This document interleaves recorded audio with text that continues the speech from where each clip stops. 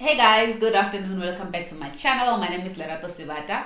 Today, I want us to talk about being cash strapped as a business due to late payment terms. Guys, how many of you get involved in projects and accounts payable do not pay you on time? Or you've negotiated unfavorable payment terms that doesn't work with your company. The nature of your business requires you to always have cash flow, money revolving and rotating for you to be able to service the business well. But for some very odd reason, you just don't have that money. Alternatively, the client is just not paying you on time. And if they're not paying you on time, it means you do not know how to actually go and fetch your money. Strategies that you can actually look into that will help you be more profitable and always having your cash flow rolling so that you can be able to finish your projects and of course not be cash strapped at the end of the day. And as a business owner, it's quite important for you to understand what is rational for your business, what should work well with your type of business. And this, guys, goes back. How do you negotiate your payment terms? A lot of times people get excited by getting that purchase order, signing that award letter, signing a contract where they don't even negotiate payment terms. And that's where everything starts. I know sometimes you may take on work that does not have a contract. You're just working on a base of a PO or working on the basis that Lerato called you and say, hey, please do me a favor. I have this thing, this project is like urgent, we need to do this thing by when. And therefore, in the spirit of excitement, in the spirit of, just wanting to impress your clients, you quickly go in, you take on this work, you run with it, and you even borrow money from your friends, borrow money from business friends and partners. And then when it comes to payment, dololo. Hey, Jakala, yo. I know a lot of suppliers are crying based on late payment. And here's another variable that also adds into the mix is that some companies or business owners also don't understand what is the payment cycle of the clients that they provide the services to. So if you don't understand your client's payment cycle or payment runs, you, my friend, I don't want to say you are in, I don't want to say the word, but you are basically in trouble. So you don't want to be screwing yourself, because if you don't understand the cycle time or the payment runs that your clients may be doing, you need to align yourself with them. You could be providing a service to 10 companies, and one could be having their payment runs every Friday or every second Friday or every third Friday. Others is Wednesdays. Some of them pay, their customers or service providers twice a week. So therefore, that should enable you to plan ahead as a small business or as a business owner. Okay, my client payment runs is every Friday. So if I submit my invoice this Friday and I want it to be paid, which is 30 days later, that means the Friday before I should be able then to submit my invoice. And here's another thing, guys. This is such a hot topic. This is quite, this one will get people on edge, because the thing about, getting payment on time is so many small contributing factors and big contributing factors, intricacies of how you should get it right. Believe me, even big businesses, they still don't get it right. And the reason why they don't get it right is because of these many variables I'm speaking about. Let's just, for example, make it a very simple process. You have a customer, let's say, or rather a supplier. You have a client, they say, okay, come and do maintenance, light bulbs, change light bulbs, fix up some few doors, small maintenance. And then you go in and you rush, you don't have a contract. And that company, but our minimum payment terms is 30 days, for example. If it is then 30 days, you're like, I'll be fine. Now you need to go buy material. Sometimes you need to wait for some other materials to arrive, maybe 7 days. You don't factor all of those things in your leeway. So now you get a purchase order to say, hey, Lerato CC, please come and repair, these tiles and that and that and that. I go and I buy materials and I have to wait, maybe for steel, for glass. You guys know all of these things, you have to wait for them. Some suppliers don't have these things on hand. Or get custom made, stuff, cuts and stuff. So therefore, you have to wait for 7 days or 14 days. What happens in that waiting period of 14 days? What happens to your business? You probably bought materials to do other things that the purchase order requires you to do. And now you have to have one invoice because this client has issued one purchase order for you to do this entire work, right? And you did not negotiate payment terms. You did not negotiate, partial payments, upfront payments, maybe 15% now, whatever, right? Because people don't think that will be a problem.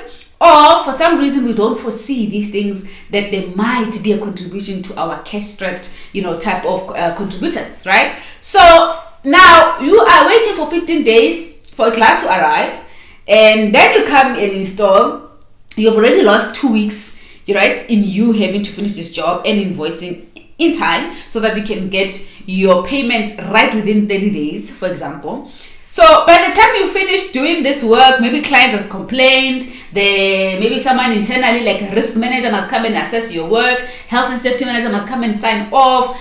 It depends on when are they available in their diary to come and do that and give a final, authorization report that I'm happy, and the business says, okay, I'm happy with your work. You've lost another 2 weeks. So a month is gone, right? Now you're going to start invoicing. Technically, you are invoicing 30 days, I suppose, in retrospect, right? If that's the way to put it. Now, 30 days late, you're invoicing, and when you invoice, you start writing your invoice date on, let's say your purchase order was 28 June, right? So you think, okay, I started doing this work from 1st of July. So because now most companies say your invoice will be from the date of the last, or invoice date, for example, then you will say, okay, my invoice date was 2nd of July, therefore I'm going to start putting this date. Accounts payable, they process this thing 3 days, a day before they're supposed to be doing their payment run, but your invoice date is wrong. You're supposed to coincide with your purchase order date, because all companies have got different rules. Ne? Some don't really mind. Some say, it is 30 days from the date of invoice, or 30 days after. Hey guys, kuning is my invoice. Hi, people are crying. And guys, it's not jokes. Kunzima, I understand. It's because most of us don't look at these intricate details that could cost your company so much. These are costly mistakes, and you have to be looking into them because each client is different. Abanya, they'll say, no, please go fix your invoice date. Now you have to wait for another payment run, which is another payment cycle. And sometimes some companies, they run different payment cycles for different thresholds or different categories. But this week we are paying only 10 million and above. Next week we're only paying SMMEs, right? Or whatever. So now you have to wait for another cycle, which delays your payment even further. So I'm just talking about these contributing factors that could cause these delays. Mara, most people are not aware on how to align, firstly, their payments, payment requirements with the client cycle times. Remember, it depends when the client is paying suppliers. Others, they just pay them once a month. I mean, I've heard of clients that says, listen, we only run one payment run per month. What are you going to do about it? And if you miss that payment run that month, it means you have to wait for another month. Ha, good zima, guys. So already you've lost 30 days. And then accounts payable figures out that actually there is an error in your invoice because you did not reference the right purchase order, or there was an additional thing to your PO that was not included. You must go fix it. Or you did not provide us a statement. Now, if you don't have a statement, other clients that don't pay, they need to see your invoice and your statement. Now you must go fix. Guess what? You have to wait for another payment run, which is another 30 days, and now you're probably running on a very thin cash flow, and you cannot be able to, support this client anymore. Or your staff, now it's affected because now you can't pay your bills, can't pay your staff, your overheads are going crazy. You can't. Now what happens? Your business starts declining. Now you get into more debts, and you are like frustrated. You're like, I thought this business thing was easy. Yeah, guys, you have to actually ensure that you understand very well how payment terms work, very well how your client payment runs work, very well what your right is as a business. Do you understand?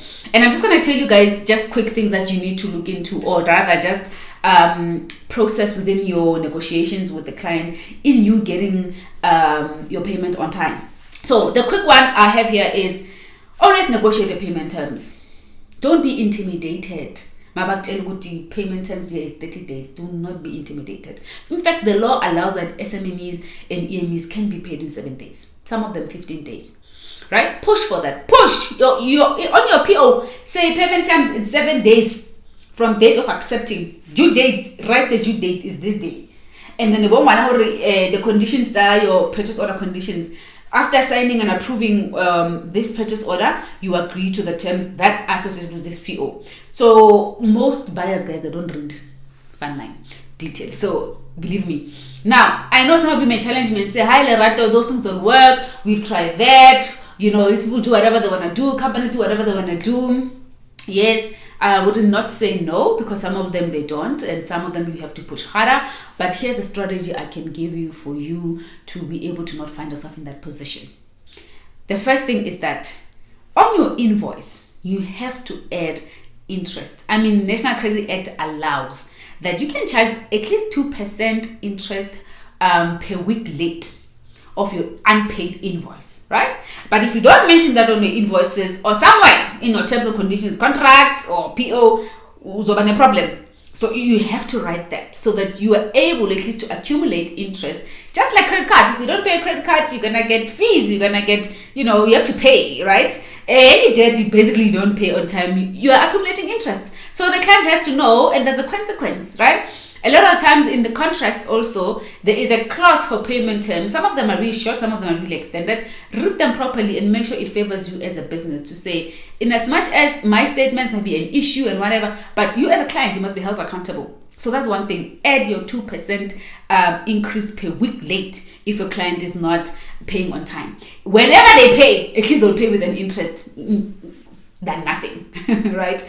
And then my other strategy is that have your triangle, I would say, model or your T model, right? Put who's my accounts payable at the top, accounts payable administrator or accounts payable manager at the client's office or wherever you're providing a service. And then put here who's your procurement specialist that would have given you this purchase order, right? And then on the other end, put the name of the business unit user. On top of that, extend and say, got this business unit user, give an escalation point. Who do I go to if this person's not coming back, is not coming back to me? You have to know where you need to escalate, who you must escalate to. If you do not have these things in place, problem, you'll be hitting, against the wall, you'll be escalating, talking to procurement, making noise, sending so many emails, threats.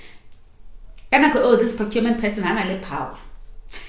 So your important stakeholders in your business is knowing who the end user is, the one that requested for a service, and who's the escalation point, including the accounts payable administrator or manager, and who are they also reporting to, because then you can be able to escalate. Guys, this is not personal. If business is not personal, they also know this, right?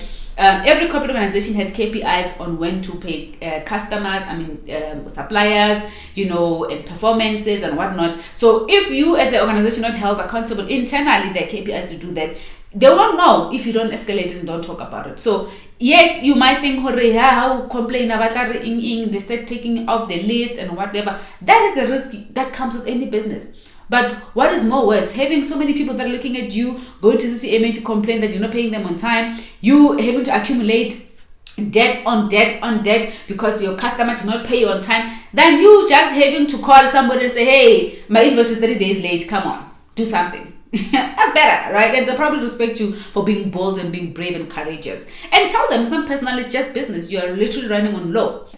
All right, I think the other thing you need to consider as well in terms of you collecting money or managing your payments to be on time is, start to offer client options on early payment rebates. This really includes the incentives for early payments, right? If they don't give you 70% upfront payment, 50% upfront payment, at least negotiate a milestone, especially where you have to buy material, where you have to have a cash, you are a cash incentive business, or so offer a client and ask them to pay you in milestones and follow up. You have to press on that, and or provide the incentives, right? Like I mentioned earlier. So if you pay me on time, this is how much discount you get, so they can have something to take back home with, right? And the other thing is, it is important as a business owner not to be the one that chases payments all the time. Have someone that you've appointed that will expedite your purchase orders, your queries, your payment, because it's tiring. And the other thing is, be ready, guys, to go to the client's office and just sit and say, today I need my payment. I need these invoices to be sorted. Trust me, it may not work maybe 4 out of 10, but 6 out of 10, it will work, right? And if you don't rather win that day, Say, okay, when is your next payment run? I'll come through this day. Hold them accountable. Hold your clients accountable, guys. Unfortunately, some organizations, generally, they're just not that efficient. And it's not because we're bashing on them. It's their internal systems that are not enabling to be paying 50 million, 10 million, 100,000, 5,000 on the same payment run. Do you get me? It's because of the internal ERPs that sometimes have that challenge to process some of these payments. And honestly speaking, any business looks at the risks, right? If they have a risk of not paying a big corporate 25 million and versus not paying a 15,000 rand invoice, what are you gonna do? Now, if you're on the other side of the table, you'll probably just be paying, this one because it's a bigger risk. It's more money. It's easier to escalate. It's like easy to get the attention. So sometimes that's how accounts payable administrators and managers think. And therefore, it's just that they are swamped. It's a lot of work. So when you go into the offices and say, hey, move with my money, then they'll move. Trust me. Now, I just want to touch on the disadvantage of you as a business not being able, to go and hold the client accountable is that you will incur a lot of costs. Sometimes, you're sitting there and they keep on adding requirements and they're keeping quiet in a little corner. Suppliers, they start increasing prices. Now that purchase order and the invoice, they don't match because now, there's a price difference. And some companies, they don't care about price differences. They'll tell you, Ronabin placed the order, this thing was costed at, 20K. Why now, when you're supposed to be executing, invoicing us, you're telling us price has changed? But if you did not factor those conditions also in your invoice terms or purchase orders, then you are in it for another ride. Anyway, guys, it can take us the whole day talking about late payment terms, issues about supplier payments. Hey, good nini. But I think I've given you enough strategies and some things to think about when you're negotiating your invoice terms and or contracts that you can look into and not find yourself in a position where you're going to be losing, right? You don't want to be cash strapped. You want to be enabled and empowered as a business, and it is your right. So please, guys, if you did like this video, once more, please subscribe, like, share, and comment. Let me know what has been some of your challenges, what is it that you've gone through, and maybe the challenges that you're also experiencing now, and I'll definitely comment down below. I usually do respond to everyone that comments. And again, if you do need my help, you can email me on info@roigroup.co.za. It is a paid consultation, fortunately, but you can guarantee yourself that you will be helped. So yeah, guys, I'll see you on the next one.